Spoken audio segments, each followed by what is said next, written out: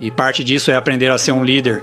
Tipo, quando você está lidando com esses machos alfa e esses egos enormes, existe essa tendência de tentar ofuscar o cara ao lado, né? Você dá um exemplo, e há outro cara que segue um caminho parecido. Certo. E ele percebe muito rapidamente que não vai conseguir porque não sabe como criar camaradagem com os outros caras. Certo, certo. Fale sobre o Sr. Dobbs. Ele continua sendo um bom amigo meu até hoje. E ele entrou naquele lugar, cara, e eu sabia pra onde ele estava indo. Foi a minha terceira semana do inferno. E eu conhecia Sean muito bem, mas eu sabia que ele era muito arrogante. Ele tinha uma mágoa profunda, assim como eu. Ainda faço isso. Preciso controlá-lo de vez em quando. Isso me meteu em muitas encrencas às vezes. Mas eu sabia que ele tinha isso. Eu sabia que essa mágoa não controlada pode te ferrar. E isso custou muito caro pra ele durante o treinamento dos Buds. E eu vi o olhar. Eu vi aquele olhar porque eu já tive esse olhar quando estava passando pela escola de para-resgate, quando algo fica tão difícil que sua mente não consegue processar a dificuldade, você não sabe as ferramentas certas para superar algo difícil porque nunca foi desafiado antes. Eu podia perceber que ele era um super-humano, que nada nunca o desafiou, mas eu sabia, porque eu já tinha passado pelo inferno algumas vezes, eu sabia, cara, não subestime essa merda. Isso vai encontrar um demônio e vai trazer à tona algumas inseguranças em você, e trouxe mesmo. E foi tipo talvez 30 horas na Hell Week ou algo assim. Eu olho para ele e dou um sorriso para ele. Estamos em pé assim, na fila, e ele está fazendo o exame médico. Um médico está olhando para ele. Aconteceu de ser um momento perfeito. E eu estou ali sentado. Durante o exame médico, eu o observava. O olhar dele parecia distante, como se visse através de mim. E antes disso acontecer, eu disse para ele. Eu disse, não subestime essa porra, cara. Ele respondeu, não me vejo desistindo em momento algum. Merda, Goggins. Eu vou, cuidado. Eu digo, esse filho da puta vai entrar na sua cabeça. Eu vou, o fim está muito longe. Então, estávamos sentados frente a frente e ele não me viu. Estou bem na frente dele. E eu percebo que ele está pensando em desistir, em começar algo novo. Eu olho pra ele. Eu digo, eu te avisei, filho da puta.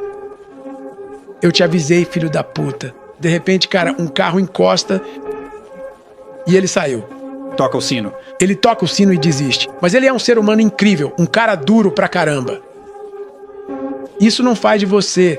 Sabe, quando você desiste de algo assim, cara, é uma grande lição aprendida de que não posso entrar em nada pensando assim. Que não há nada que não vá me atrapalhar. Você precisa estar preparado para todos esses obstáculos. Certo. Bem, falando sobre esse tema do leitor ser o herói, qual é a mensagem principal sobre o roubo de almas? Porque esse é um dos desafios. Bom, dá para tirar muitas lições disso, cara. Trata-se de encontrar energia e força quando você não tem nenhuma. Muitas vezes na vida, como nessa situação aí, cara, é o pior momento da sua vida. Existe energia ao nosso redor o tempo todo, mas achamos que precisamos tê-la. Muitas vezes achamos que ela precisa vir de fora. Achamos que precisamos de uma TV na nossa frente, assistir alguém, ouvir um podcast, escutar uma música incrível. Muitas vezes na vida está um silêncio do caralho. E são nesses momentos que você quer correr e se esconder. Você tem que ser capaz de encontrar energia. Você tem que inventar jogos, criar truques, fazer o que puder para chegar à próxima evolução da vida. Então, tomar almas é só mais um jeito. Não se trata de machucar a pessoa contra quem você está. É sobre encontrar a vantagem tática em toda situação que você conseguir para chegar ao próximo passo. Você está tentando avançar mais um pouco em direção à linha de chegada. E você não quer ir até essa linha de chegada. A linha de chegada é o que quer que seja para você. Para mim, eu quero passar pela Hell Week. Quero passar pela Hell Week de cabeça erguida, sendo forte. Eu não sei qual é a linha de chegada para todo mundo. A minha linha de chegada tem sido muito diferente da maioria das pessoas. Mas você está tentando encontrar energia e força para permanecer na luta, para continuar até conseguir aquela segunda onda de fôlego. A segunda onda de fôlego está chegando. Seja lá o que isso signifique para você. Ela está chegando. Mas o que acontece é que ficamos tão estressados porque o fim parece tão distante que simplesmente não conseguimos encontrar outro apoio, outro lugar para segurar, então pulamos do penhasco e simplesmente caímos. Existe outro apoio. Você precisa encontrá-lo. Então tomar a alma é uma das maneiras de fazer isso. Bem, à medida que você avança nessa jornada em que está e vai conquistando essas vitórias pelo caminho, surge essa ideia, que é esse impulso de ser incomum entre os incomuns, certo? Você mencionou há alguns instantes que começou a se distanciar até mesmo dos próprios SEALs. Tipo, ok, eu consegui isso. Eu me destaquei entre esses caras. E agora, qual é o próximo desafio? Como posso me esforçar mais?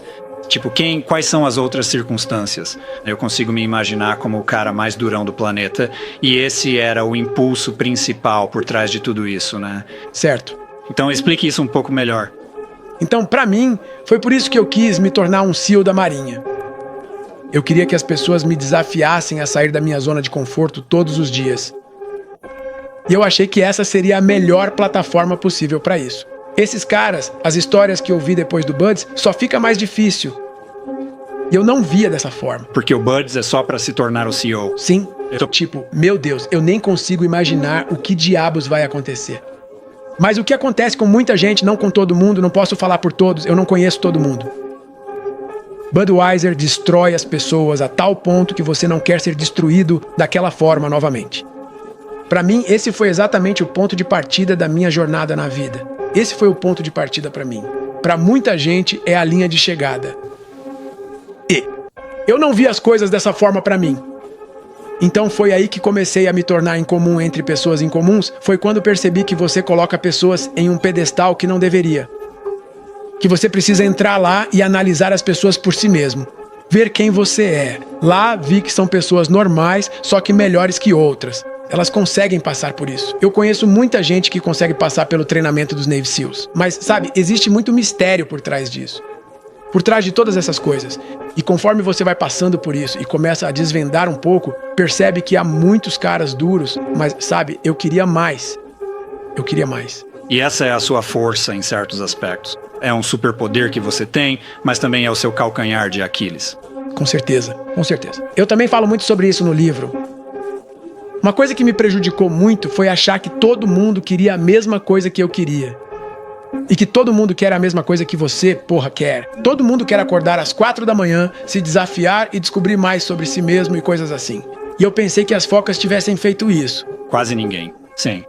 E eu pensei que as focas tivessem feito isso. Pensei, é isso aí, sabe? Porque todo livro que você lê é exatamente isso que todo mundo faz. Então, eu caí direitinho na armadilha. Essa mentalidade que eu tinha acabou me deixando com um gosto amargo na boca, sabe? Depois que percebi que nem todo mundo na comunidade era assim. E eu pensei, sabe de uma coisa, cara? Então comecei a ficar com mágoas.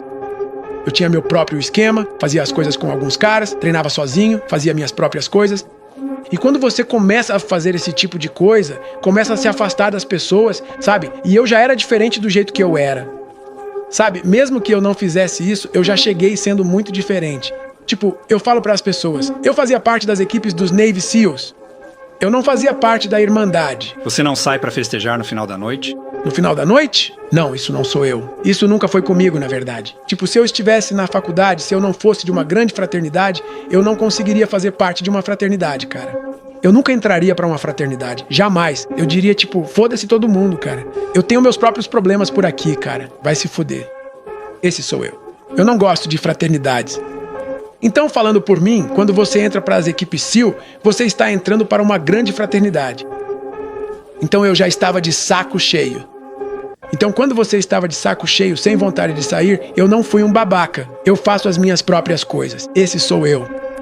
Por isso, desde cedo, desenvolvi o desejo de ter amigos. E quando você conquista a autoestima e tal, você sabe quem você é. Eu estava confortável. Você não gosta de mim, mas eu não vou sair junto. E aí você leva isso para outro nível, com essa mentalidade durona de que se vocês não estão fazendo o que eu faço, vocês não são nada. Então eu fiz muitas coisas que afastaram as pessoas, que incomodaram muita gente. E nisso, estando na fraternidade, é como uma grande novela. É tipo aquela novela Guiding Light. E sabe, as pessoas começam a não gostar de você por certos motivos. As pessoas não fazem ideia de quem você é. Começam a surgir boatos. Aí eu faço 2 cirurgias no coração. As pessoas acham que eu não quero ir pra porra da missão no exterior. Ah, o Goggins não quer lutar. Ele só quer correr. Mas eu não vou sair dizendo que fiz 2 cirurgias no coração. Eu nem podia ir lutar. Então, muita coisa aconteceu. E nisso tudo é a vida. Mas, no fim das contas, isso prejudicou sua carreira militar. Não prejudicou. Não? Não, eu, olhando para trás, eu era quem eu queria ser. Eu era quem eu queria ser. Então, prejudicar isso, eu não acho que prejudicar seja ser um cara da Força Aérea, Ser um... Navy SEAL, ser um Ranger. Sabe, meu objetivo era encontrar os caras mais durões do planeta. Trabalhar com os caras mais durões do planeta. E as cirurgias cardíacas me machucaram um pouco. Mas o que eu percebi é que cresci muito observando as pessoas. Sabe, minhas inseguranças, as inseguranças deles, minha carreira militar foi absolutamente excepcional. Sabe, poucas pessoas conseguiram honra, homem. Em todos os lugares que fui e fiz as coisas que fiz, eu não fui destacado tanto quanto gostaria. Sim, fui para o Iraque, essas coisas. Mas eu queria ser destacado muito mais, só que a cirurgia cardíaca me deixou fora do treinamento por 4 anos. Isso me machucou muito. Mas no geral, não há muitas pessoas que fizeram algumas das coisas que eu fiz.